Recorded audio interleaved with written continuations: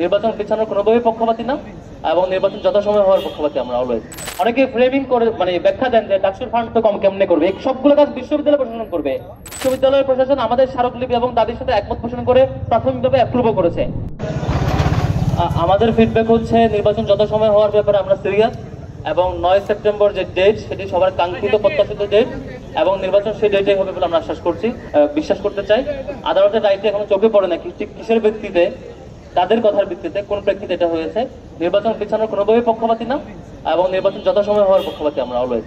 এখন কোন পরিস্থিতিতে কি পরিস্থিতি তৈরি হয়েছে সেটা আমরা জানতে চাই, জানবার পর আমরা ফিডব্যাক দিতে পারবো। ক্লাস বন্ধের ব্যাপারে আমরা বলেছি আমরা কোনোভাবে ক্লাস বন্ধের পক্ষপাতী না। পরীক্ষার ব্যাপারে কনসার্ন দিয়েছিলাম যে নির্বাচনের আগ মুহূর্তে পরীক্ষা থাকার ক্ষেত্রে শিক্ষার্থীদের স্ব ডিপার্টমেন্টের সাথে আলাপ করে শিক্ষকরা যাতে পরীক্ষা একটু ফ্লেক্সিবিলিটি রাখে, কিন্তু ক্লাস পিছানো কোনোভাবে যৌক্তিক সিদ্ধান্ত না।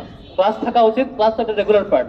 নির্বাচনের জন্য নির্বাচন এবং ডাকসু শিক্ষার্থীদের অধিকারের একটি ইলেকশন, একটি প্রক্রিয়া, সেটিকে ক্লাসের মুখোমুখি দরকার নয়। একটি হলে আরেকটি হতে পারবে না, আগে থেকে ক্লাস বন্ধ করা এটি কখনোই রাইটে অ্যাপ্রোচ হতে পারে না।